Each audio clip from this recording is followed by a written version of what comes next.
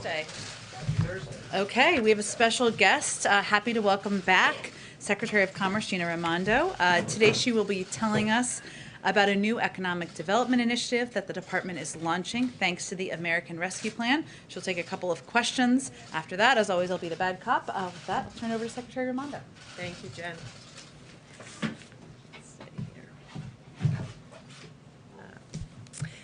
Thank you, Jen. Good afternoon, everybody. So, as the President often says, and as we all know, we're on the road to recovery. And today, with this announcement, we mark a real step forward in that recovery. As Jen just said, the President signed the American Rescue Plan into law, intended to get our country back on its feet. And thanks to that law, I'm thrilled right now to be announcing the launch of a transformative $3 billion economic development initiative that will be running out of the Department of Commerce. I'm even more excited to say that starting today, this afternoon, every community in America can begin applying for that funding. We believe that this is the largest local economic development initiative that the Commerce Department has ever made. And it's a testament to the President's commitment to do far more than simply recover, but to build back better and make sure every community and every American is included in our comeback. Everybody ought to benefit from this $3 billion initiative, from working mothers working to balance multiple jobs, to young adults looking for work, to factory workers or retail workers who lost their job in the pandemic, many of them mid-career, and they're wondering, what happens to me now? What happens to me next? These funds, this initiative, has been specifically designed to make sure that we are going to be providing high-quality, real jobs for you and for your community. What we saw during the pandemic, and what we all know, is that some people did very well. Those who are doing well did very well. But millions of Americans continue to struggle, and it's uneven. Those who continue to struggle, it's disproportionately women, people of color, communities of color, rural communities, and tribes. We know 2 million American women dropped out of the labor force since the start of the pandemic, mostly because of lack of affordable child care and paid leave. So ensuring that these $3 billion are distributed equity is core to our investment strategy. We know that equity is good for workers, good for business, and good for the economy. As many of you know, I'm the former governor of Rhode Island, and as a governor, I saw what good paying jobs mean to American families and mean to communities.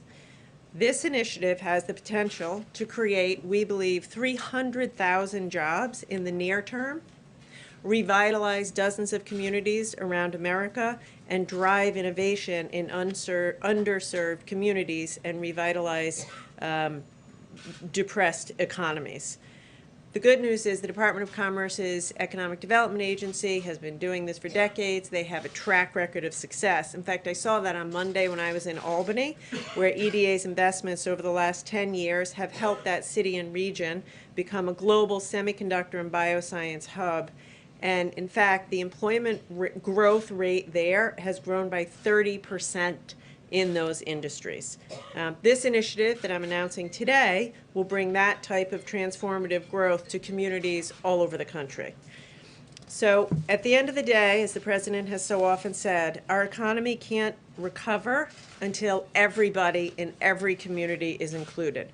So I'd like to briefly describe the components of this $3 billion initiative. It begins with what we're calling the Build Back Better Regional Challenge. This is a $1 billion challenge for up to 30 regions across the country seeking to revitalize their economies. It's designed to focus on innovation and spur projects that grow new industries and scale existing ones. Secondly is what we're calling the Good Jobs Challenge, which allocates $500 million towards industry-led workforce training and apprenticeship programs with a particular focus on women, people of color, and underserved communities. importantly, we have designed this so that funds can also be used for support services like childcare and transportation while folks are getting trained, so we make sure they get to the finish line of the training and get a job. For the hard-hit communities hit hardest by the loss of travel and tourism, we're providing $750 million to accelerate the recovery of travel, tourism, and outdoor recreation. Through the Economic Adjustment Assistance, we're offering $500 million to hundreds of communities across the country to create new jobs, spur economic development, and put Americans back to work.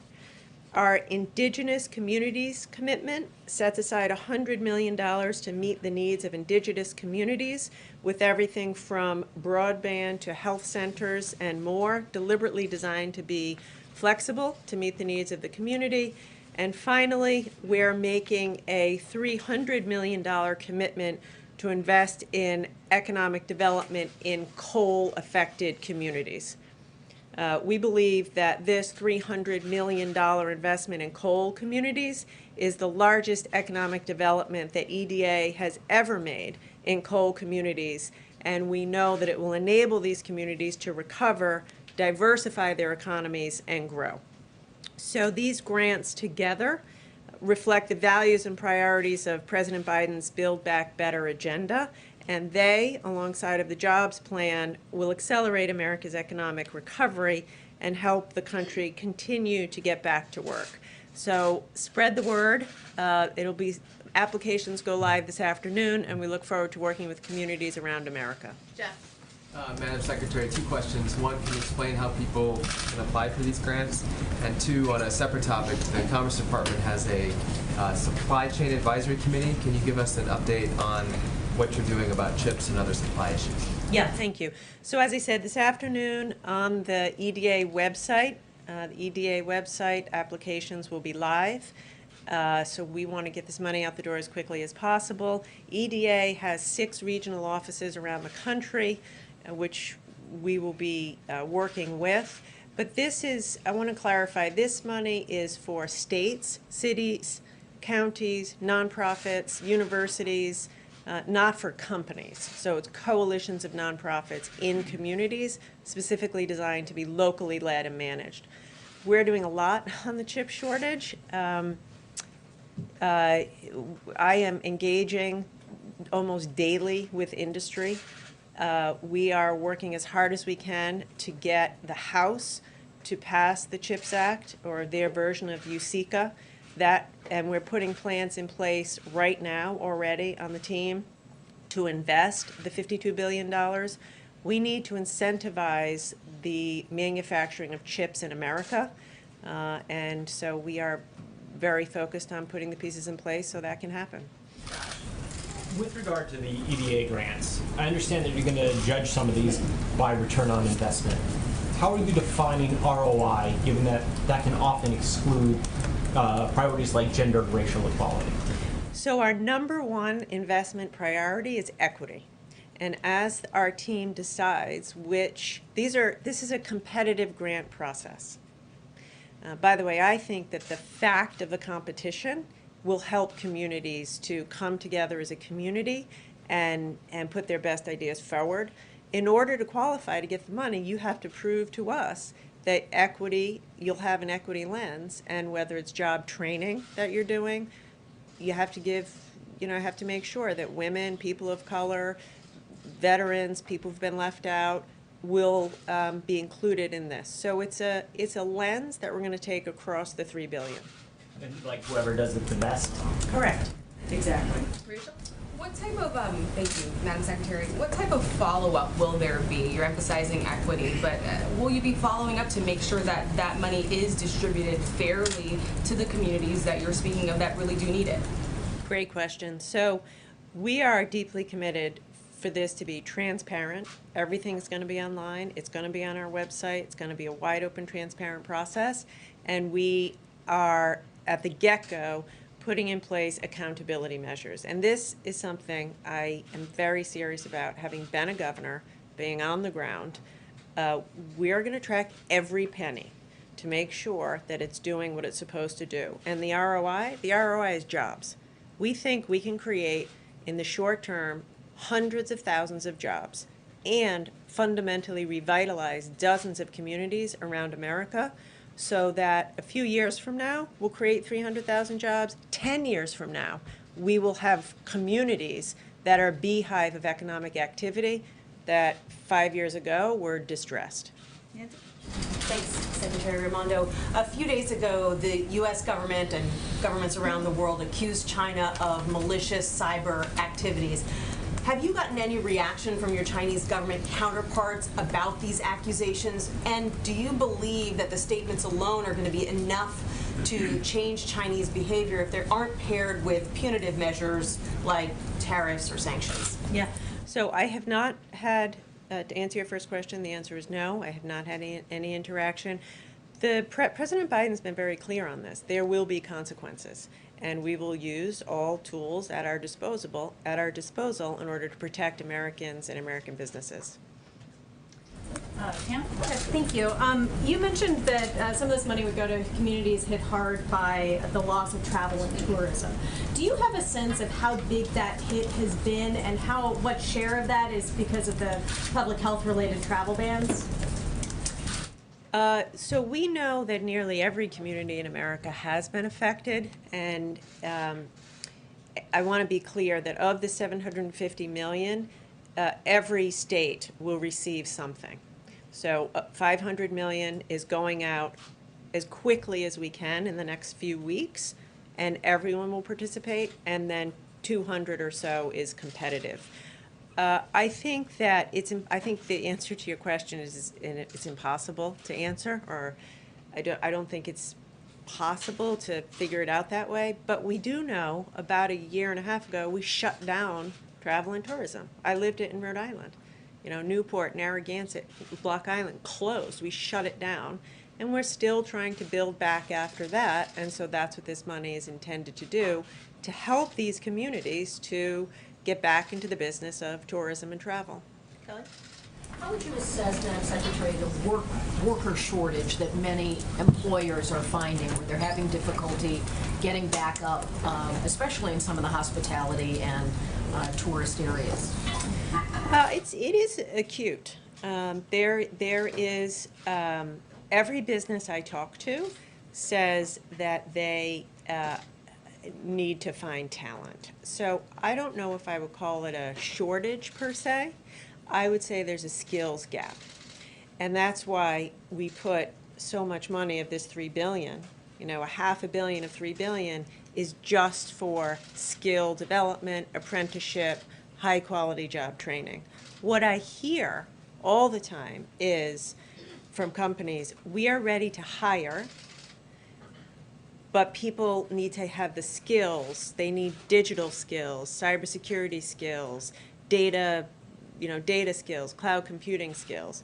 And so that's what we have to get at the business of. And by the way, we need to make sure that women and people of color and people in rural areas have those digital skills so they can get those good jobs. So that's what this is about, and that's what I hear most often from companies. Caitlin's going to have to be the last one. Thank you, Secretary. Last week, the President said he would have an update for us on international travel restrictions in a few days. Do you have any update on that, and do you believe it's time for the U.S. to reopen its borders? Yeah, I do not have an update on that except to say a couple of things. International travel is vital, and it's vital to commerce. And we are taking a methodical approach based on data and based on science. My primary message with respect to that and to the American people, get vaccinated. Like, increasingly, this is a disease of the unvaccinated. 97% of people in hospitals with COVID are unvaccinated. So if you're asking me, you know, what can we do to get our economy back on track? Get vaccinated. Because as more people do that, then we can continue to think about opening travel, going back into the office, etc. Thank you, Secretary Raimondo. We appreciate you. Thank you so much. I'm sorry, she's got to go. Busy day. Okay. Couple items for you at the top. This afternoon, the president will bring together leaders from both the labor and business community at the White House to talk about the critical need to invest in America's economic strength by passing the bipartisan infrastructure framework. While some of the participants at this roundtable may have sat across the negotiating table in the past, now they've joined together as part of a broad coalition of labor and business leaders backing this plan. And they're joined in their support by bipartisan leaders in Washington, governors, mayors, and an overwhelming majority of the American people. I also wanted to note that today the Department of Justice is announcing or has announced the launch of 5 gun trafficking strike forces in regions around the country to combat the uptick in gun crimes that we've seen over the last 18 months. As part of this announcement, the Attorney General and Deputy Attorney General will visit the headquarters of ATF in Washington before the Attorney General travels to Chicago to meet with the leaders from the Chicago Police Department and attend a listening session with participants in a group that offers innovative programming to reduce gun violence. The regional strike forces we've talked about a bit in the past, but they will leverage existing resources to ensure sustained efforts across city and state boundaries to help stem the supply of illegally trafficked firearms in 5 key regions: New York, Chicago, Los Angeles, the San Francisco Bay Area, Sacramento region, and Washington, D.C. And this is part of the administration's comprehensive crime reduction strategy announced last month at the White House with Attorney General Garland. In addition to targeting gun traffickers to keep guns out of the hands of criminals, the president's plan bolsters local law enforcement efforts by giving them the resources they need to hire more police officers and engage in effective community policing. I also wanted to note that this afternoon the president will sign H.R. 1652, which will help strengthen and restore funding for the Crime Victims Fund, which has lost billions of dollars over the last 5 years. This was originally passed in 1984, which established the Crime Victims Funds, which received most of its funds through deposits from criminal fines and penalties from convictions in federal cases, and does not receive any appropriated funding of taxpayer dollars. The awards grants to states, local governments, and other entities through DOJ's Office for Victims of Crime. With that, Josh. Thanks, Jen. 3 subjects. Okay. First, given the spread of the Delta variant, return to offices, is the administration looking at new mask guidance as reported by the Washington Post? Well, I know that the head of the CDC, our public health arm, just spoke to this earlier this morning and made clear that there had not been a decision to change our mask guidance. 2, it's being reported that President Biden plans to impose sanctions on Cuban officials because of the attacks on protesters. Can you outline the administration's goals with regard to those sanctions? Sure. Well, I can confirm for all of you that there will be more from the Department of Treasury and the Department of State later this afternoon on sanctions, and the announcement will be coming from them. But in terms of our approach to Cuba and what we're trying to accomplish, we have, of course, condemned mass detentions, sham trials, and disappearances that are attempts to threaten the Cuban people into silence. We continue to call for the swift release of peaceful protesters who have unjustly been detained. We've made clear over the last week that addressing this moment was a priority for the administration and for President Biden, and that he had asked his team to look into a range of options that would both help the Cuban people, help provide humanitarian assistance, help look into addressing issues like the lack of internet access, and that also sanctions authority was a part of those considerations. So this is an announcement that will be coming later this afternoon. I'd also note that we'll continue to engage closely and coordinate with our international partners from the OAS to the UN and others to collectively condemn the actions of the Cuban government. And then last, real quick, National Association of Realtors says that home prices are up 24.3% from a year ago to $363,300, a record. Are home prices too high for an economy that's supposed to be growing from the bottom up and middle out? Well, first I would say the president is quite focused on making sure we're doing everything we can to help middle-class families as the economy is recovering and as there are ongoing challenges in our economy that have been longstanding, including supply chain issues, which you and many others are quite familiar with. And as he talked about a little bit last night, there are a range of factors that impact that. The shortage of lumber that is starting to pick back up has, of course, impacted the building of new homes, which has raised the prices of older homes. So his focus, and a big focus of this administration, is on addressing supply chain issues to help address some of these skyrocketing prices in the market. But also, he is focused on providing assistance to renters, to homeowners, and others to get through this period of time in our economy. Go ahead. Jen, today China rejected a WHO plan for a second phase of an investigation into the origins of the coronavirus, including audits of laboratories and markets. What is the White House's reaction to that, and how will this impact the U.S. dealing with China on this going forward?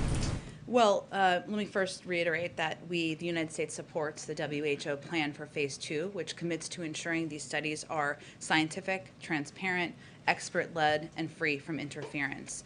We have certainly seen the PRC's comments, again, rejecting Phase 2 of a WHO study. We're deeply disappointed.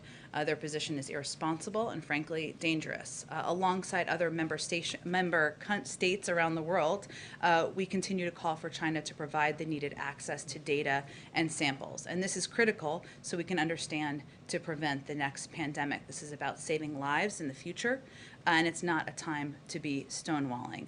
I would note that we believe in a multilateral approach. That has not been an approach that has been taken prior to the president taking office, and that has been a big focus of his strategy as it relates to our engagement with China. So, and that relates to our approach to global health security, which is why we rejoined the WHO on day one.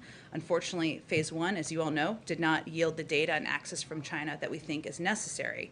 But our support for a multilateral approach and the Phase 2 plan is because it's rigorous and science-based. But most importantly, it's not just the United States calling for this. As a part of our renewed engagement and our efforts to build a coalition of support around the world with allies and partners, we're joined by the international community on this. Partners and multilateral organizations who are also calling for and pressuring China to be engaged in the second phase of this discussion. I would also note, I'm almost done, there's a lot to say about this topic. In Cornwall, at which many of you were with us for that trip, the G7 leaders together called for a transparent, evidence-based investigation, including in China. And after the Phase 1 study, we were joined by allies and partners across the world in a joint statement calling for a transparent and independent analysis, expressing our concerns over the lack of access and urging momentum. It's clear China isn't living up to their obligations.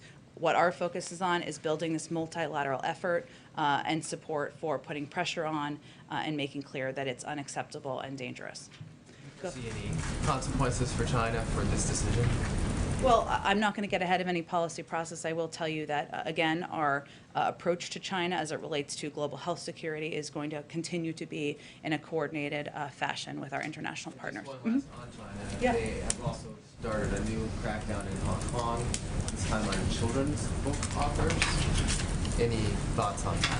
I think we have expressed many times before, unfortunately, because there has been reason to express many times before our concerns about the crackdown on freedom of speech, freedom of media, crackdown on human rights activists in Hong Kong, and we continue to express that.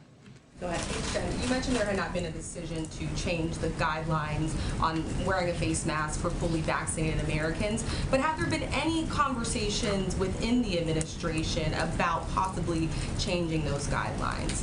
Well, we are guided by the science, and we're guided by our public health experts, and any decision would come from the CDC. The head of the CDC spoke to this earlier this morning. So conversations within the administration, that's what the Washington Post was also reporting. There were early conversations within the administration about possibly changing those guidelines. I've seen the reporting, but what I can tell you is that there has been no decision to change our mask guidelines. If any decisions about public health would be driven by the CDC. But of course, we are engaged with public health experts and the CDC about how to continue to attack the virus. And we've never said that battle is over. It's still ongoing. It would be more concerning, or should be more concerning, to all of you and the American people if we were not having those conversations. So there are certainly conversations about steps we can and should take, but I think Dr. Walensky was quite clear this morning. And just one quick follow-up. We heard the CDC director today warn about the rise in the Delta variant, saying that it's spreading with incredible efficiency. At what point would the White House reconsider the protocols for the president and for administration officials? Well, we're guided by the public health guidance and the CDC guidelines, and that's what we abide by here. They have not changed those, and so we continue to abide by the guidelines we have announced to all of you. Go ahead. Thanks, Jen. Obviously, there are a lot of parents who are wondering what school is going to look like in the fall.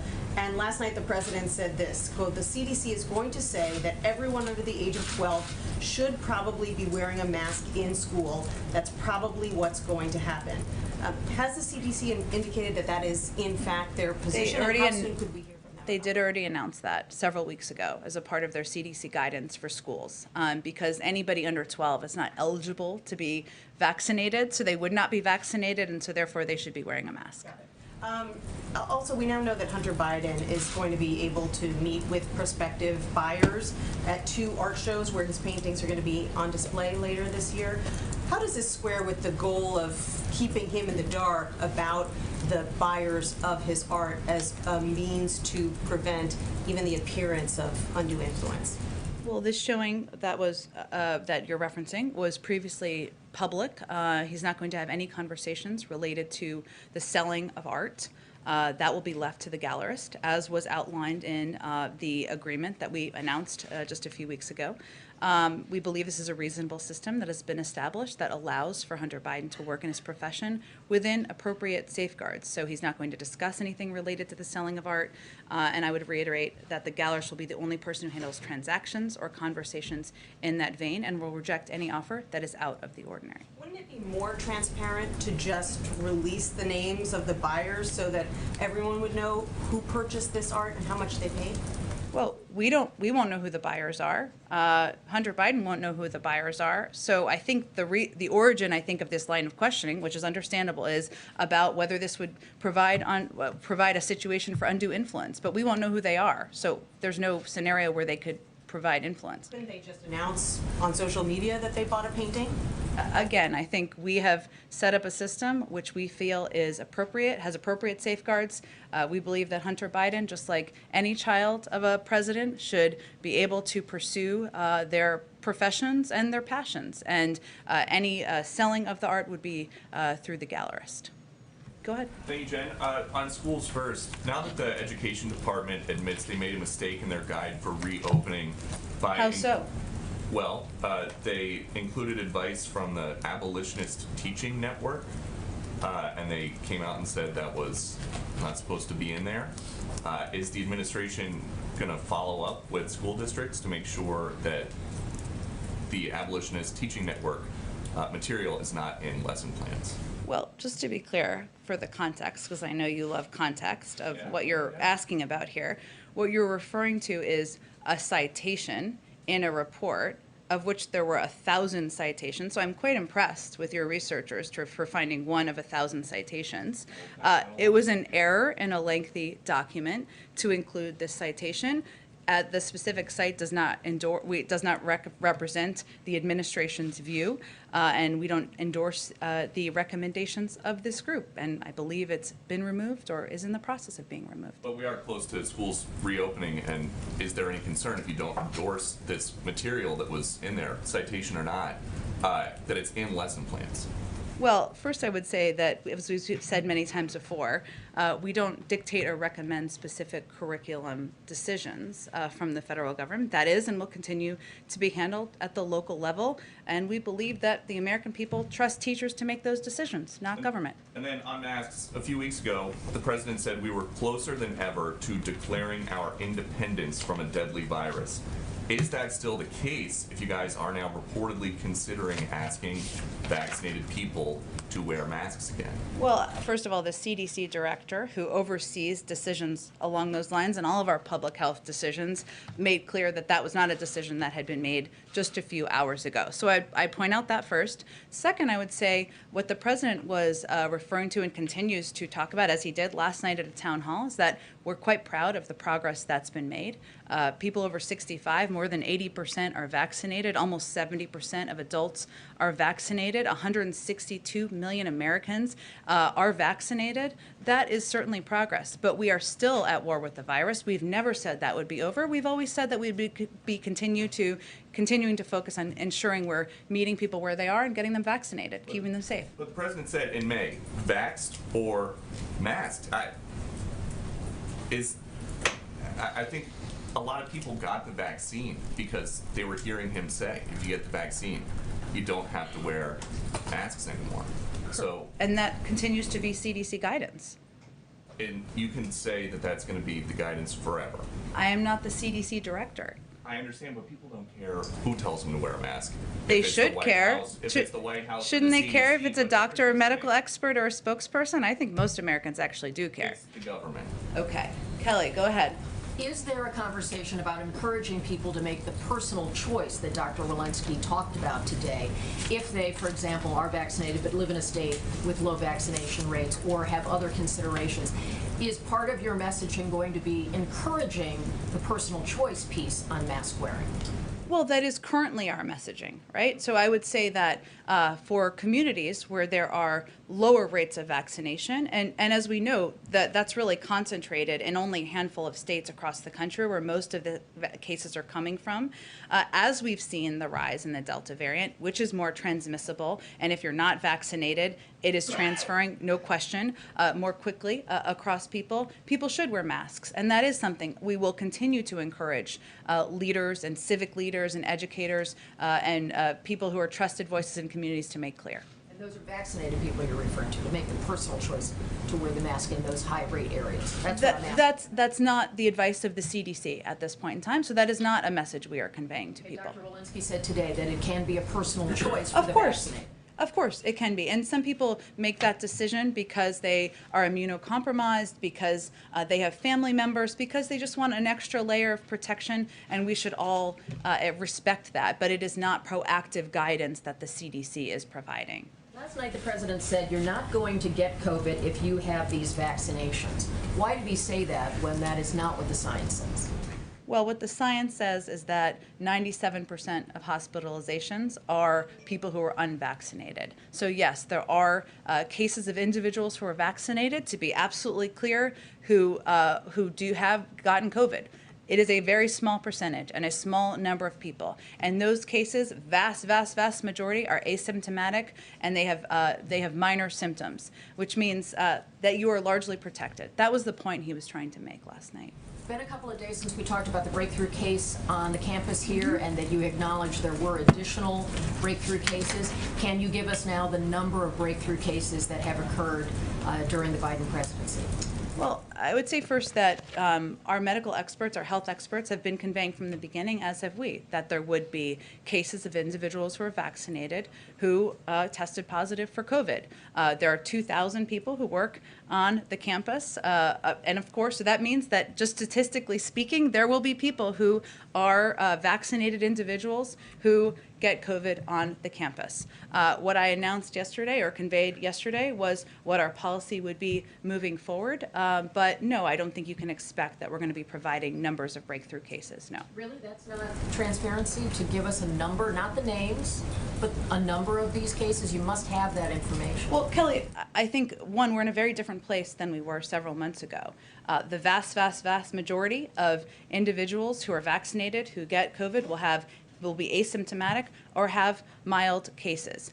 Every individual at this White House has been offered a vaccine, and we have been very clear that we will be transparent with anyone who has had close proximity contact with the president or any of the four principals as deemed by the White House Medical Unit with all of you. And if they approve having their name released, we will also release their names, but we will protect their privacy. That will be our policy moving forward, and we understand and agree that that is in the public interest. Go ahead. Jen, last night at the CNN town hall, the president was asked by a restaurateur about the worker shortage that the Commerce Secretary just called acute. She described it as a skills gap, but the restaurateur said that he had, right now, job openings that he can't fill, and he asked the president if there's anything that his administration can do to help him and his business. The president seemed to struggle with an answer. Is there anything that his administration can do to help that restaurateur or people who are similarly situated with this acute worker shortage? Well, first I would say that we have already implemented, and the money has gone out the door, continues to go out the door for our restaurant restabilization program, something that was a part of the American Rescue Plan and helped many hundreds of restaurants across the country stay open, reopen, and that was assistance that came from the American Rescue Plan that the president signed into law. I think what the president was noting is that at this point in time, it's also a workers' market. And in some places, it may be that you have to pay more wages in order to attract workers. We don't have all the details, of course, about his individual circumstance, but we implemented a major program that helped restaurants stay open, something we strongly supported, we advocated for as a part of the package. If I can ask a follow-up to the question about the president's son and the art gallery events. You said that Hunter Biden is not going to discuss anything related to the sale of his art. Is that a promise that has been made in writing? And if so, is that an agreement that can be made available to the public? I'm making that clear to all of you now, that that is an agreement that has been made as a part of this, as a part of these events. Is it in writing? I can check and see if there's more detail. Thanks. But I think it's pretty clear what the agreement is, so I'm not sure it's more complicated than that, but I will see if there's more to provide.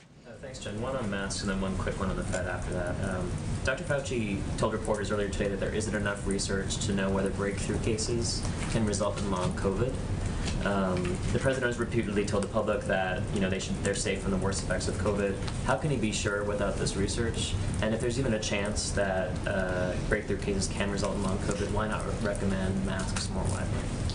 Well, I think what the president's referring to, one, we've seen some interesting polling over the last week. I believe it was a CBS poll that showed that vaccinated people in the country are more fearful about the Delta variant than unvaccinated people. That's clearly concerning to us because unvaccinated people should be more fearful. And what the president wanted to convey to people in the country is the impact and effect of getting vaccinated. So we also know statistically that 97% of hospitalizations are for people who are unvaccinated. And that the vast majority of cases are asymptomatic or have very mild symptoms, which the health and medical experts will tell you. That's true. There's still research about a range of components of the impacts of COVID over the long term, which our health and medical leaders will advise us on. They also have not changed their guidance on masks. That is not a determination that's being made from a political standpoint or from anyone in the White House. That is something the CDC and our health and medical experts are advising on, and they look at a range of factors. And just on the Fed, is the president concerned at all that choosing a new Federal Reserve chairman during a period of economic uncertainty and inflation could complicate the economic recovery or spook the markets?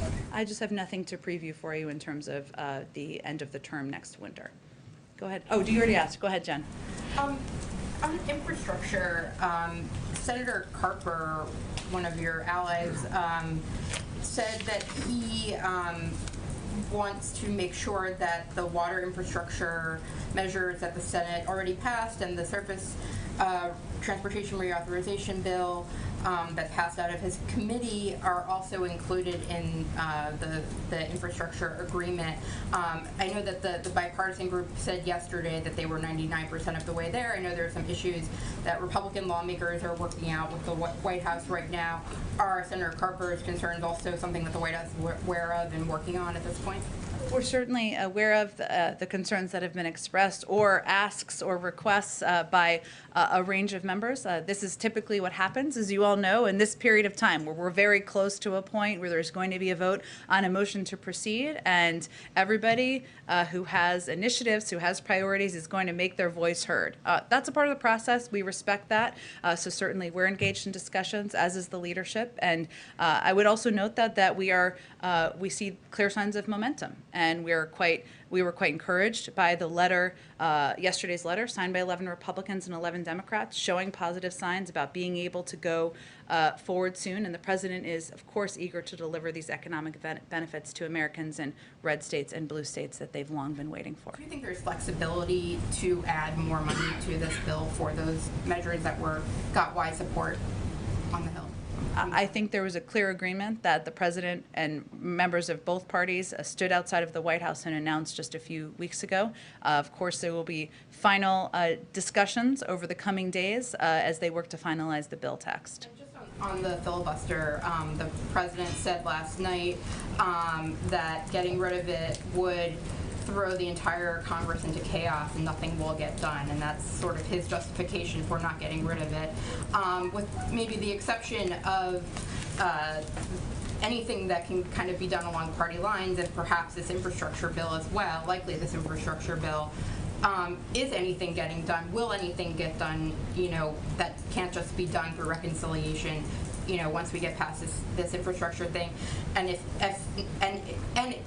or if things that can't get done are things like voting rights that are so big, or dealing with climate or immigration, is there really any difference between having the filibuster in place and getting rid of it, with sort of the president's justification for not getting rid of it?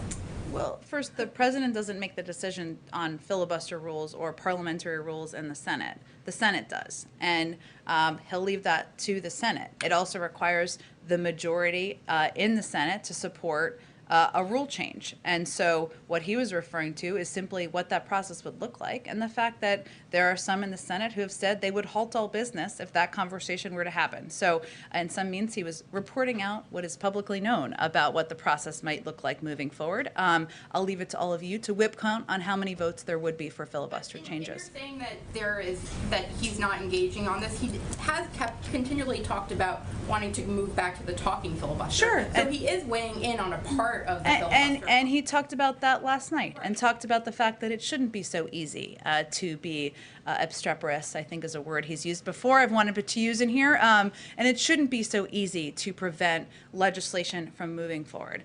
I'll also note that, the president ran for office because he felt that people's fundamental rights were being violated by the last president. And voting rights and racial equality is central to what he wants to do as president. So he has already taken a number of steps. He will continue to advocate for the For the People Act, which every Democrat voted to advance after he worked the phones, and the John Lewis Voting Rights Act.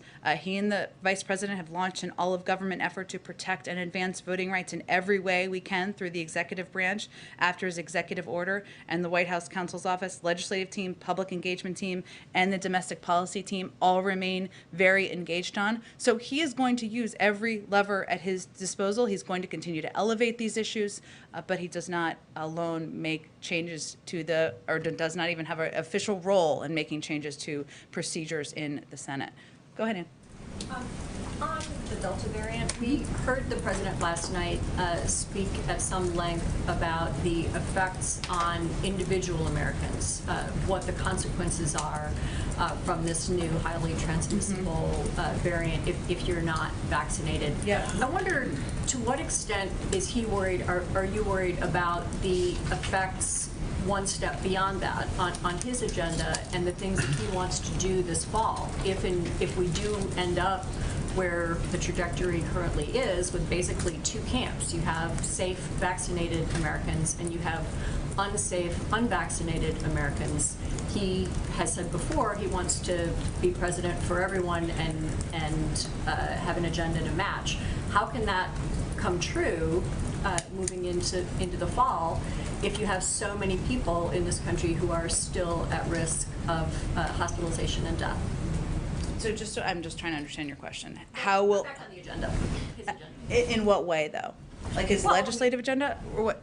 I mean, his general agenda for improving the lives of Americans across a variety of spheres, as he's talked about movingly several times, including last night. Yeah. What he wants to do. No, I just wanted to make sure I understood your question. So, look, I think that he said in the beginning, and he reiterated last night, that getting the pandemic under control, protecting Americans from the spread of the virus, continues to be his number one priority, and that he's going to govern for all Americans, Democrats, independents, Republicans, even people who did not vote for him. So one of the reasons that he did an event like the town hall last night, and one of the reasons why he speaks about what the dire impacts are of the spread of the most transmissible version of the virus we've seen to date, is because he wants people to be protected. We've seen in a lot of these states there has been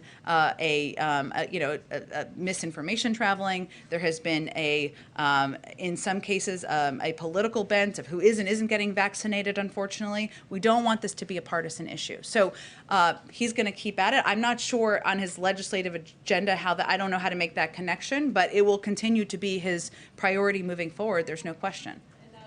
On Iraq, the Iraqi Prime Minister will be here Monday. In April, the administration said that the U.S. and Iraq have agreed to eventually withdraw U.S. combat forces and that talks would take place beginning then toward that end.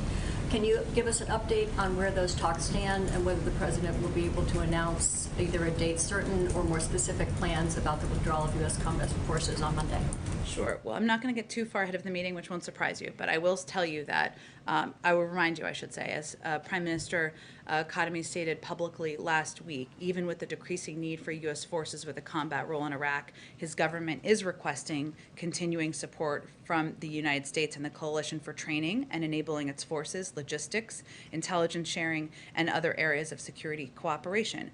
We've responded to that request, and the discussions between our delegations have been extremely constructive and are ongoing. U.S. military forces are in Iraq at Iraq's invitation to support Iraqi forces in their fight against ISIS. We routinely discuss the activities of U.S. forces in Iraq and evolution of the mission. From the height of the ISIS campaign to today, where ISIS remains a threat, but major combat operations have ended and Iraqi capacity has increased significantly. So this is an ongoing discussion. I would note the Prime Minister's comments. Our delegations will continue to discuss, and we'll have more to say. I'm sure they'll have more to say after their meeting. Go ahead. Thank you. I'd like to ask questions on Tokyo Olympic Games. Sure. First Lady Jill Biden is about to attend the opening ceremony. But opening ceremony's creative director was fired yesterday over the Holocaust joke he made in the 1990s. Does White House have any comment on that? Well, certainly we support that decision and disagree with his comments, offensive comments. The First Lady will still plan to attend the opening ceremony to support U.S. athletes and represent the U.S. government at the highest level. Thank you. Go ahead, Karen. Thanks, Jen. Florida Governor DeSantis was talking about mask mandates for kids earlier this morning, and he said, we're not doing that in Florida. We need our kids to breathe. We need our kids to be able to be kids. He said it's terribly uncomfortable for them to do it. That obviously goes against the CDC guidance for kids under 12 who aren't vaccinated and what the president said last night. Is that putting kids in Florida at risk? Well, as a parent myself, and I know you are one, if I were a parent in Florida, that would be greatly concerning to me. Because kids under the age of 12 are not vaccinated. They're not eligible yet. As the president said last night, obviously it's going to be led by the FDA, but certainly we hope that will be soon. But that puts kids at risk. It's not aligned with public health guidelines. We know masks are not the most comfortable thing. I will say my kids are quite adjusted to them, as I know many kids are. So certainly we would have concern about any step that doesn't abide by public health guidelines, and we think it puts people at greater risk. Frustrated that in the fall when kids go back to school across the country that there could be very different standards for kids under 12, and is there something that he can do about that? Well, the president can speak out, as he did last night, about the risks of the Delta variant.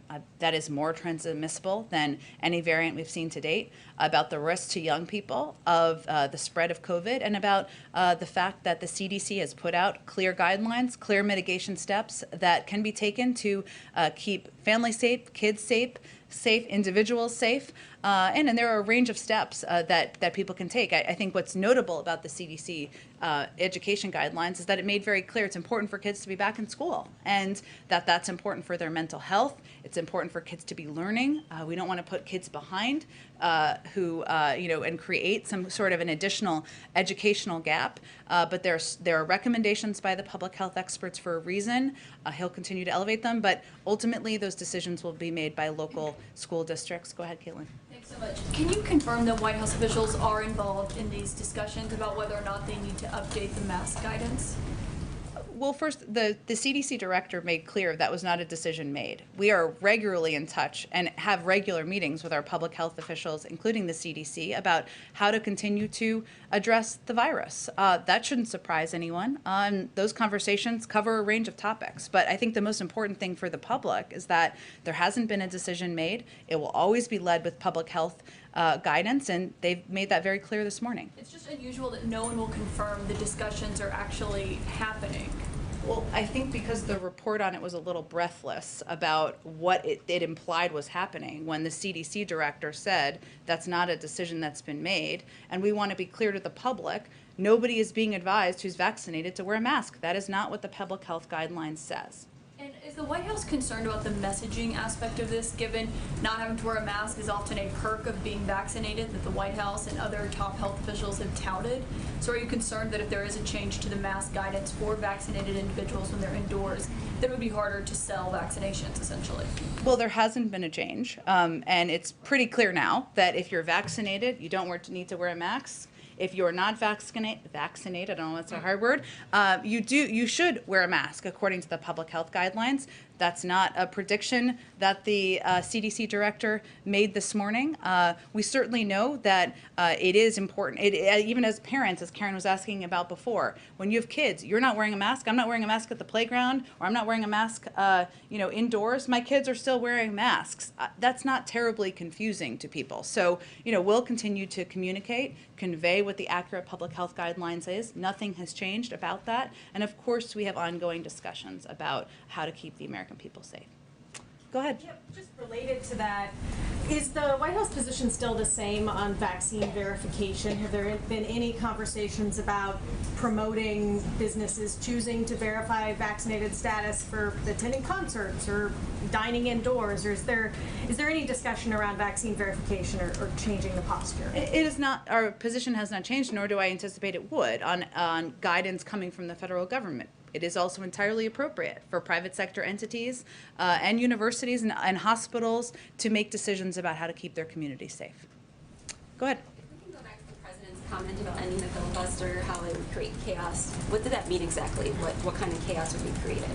Well, I think as I answered, I think it was Jen's question over here in response to her question, what the president was speaking to is the fact that it's a parliamentary process. It's not something you wage a magic wand to change. It will require the majority of votes in the Senate.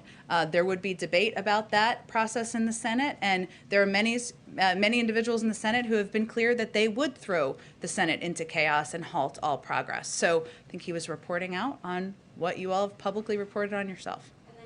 In regards to Senator Carper, since there's no room to lose a Democrat in this, what is the White House doing to get him back on board? I don't know that he's characterized himself as not on board with the infrastructure bill that is incredibly popular and supported by the majority of people across the country. But we also understand and recognize that in the process of legislating, there are periods where people want to have their voice heard. We support that, have asks they want to make, have components they want to see in legislation. That's the part of the messy process of legislating. That's what's ongoing. We're engaged with a range of members, including, of course, Senator Carper, and, of course, working closely with Senate leadership as well. Go ahead. Thank you, Jen. Just following up on Anne's question on Iraq, there's been criticism on the part of the administration that there's a lack of clarity on what the U.S. wants to achieve in Iraq. So can you explain, beyond defeating ISIS or controlling ISIS, what is it exactly that the president wants to do in Iraq, and perhaps a timeline?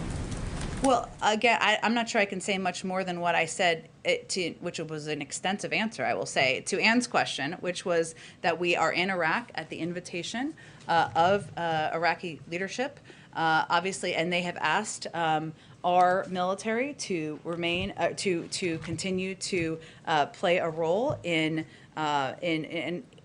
their government is requesting continuing support from us and the coalition for training and enabling their forces, its forces, logistics, intelligence sharing, and other areas of security cooperation. That's something the Prime Minister spoke to last week. I also noted that we are in ongoing discussions with them. The Prime Minister is going to be here next week, but I don't think I have much more to preview for you. What is the president's latest position on his proposal to partition Iraq, or soft partition Iraq, that he has supported in the past? Can you give us a clarification on what's his latest position on that? I don't think he's made that proposal in any recent time, but he's looking forward to the meeting with the Prime Minister. Go ahead. Quick question on Guantanamo Bay. I heard you say, I guess, last week that the goal is to close the detention facility there. I guess 39 detainees remain. What are the next steps that the administration is taking to close Guantanamo Bay? First I would point you to the Department of Defense and their leadership on this effort. There are 39 detainees who remain at Guantanamo Bay. 10 are eligible for transfer, of course. 17 are eligible for a periodic review board. 10 are involved in the military commissions process to detainees have been convicted. So I would point you to the Department of Defense, and they can outline more specifically. Okay, okay, get ready, I gotta go, because you gotta go see the president. All right, thanks, everybody. Breaking news. Well, we're not going anywhere, we're here, Brian. I'll stop back.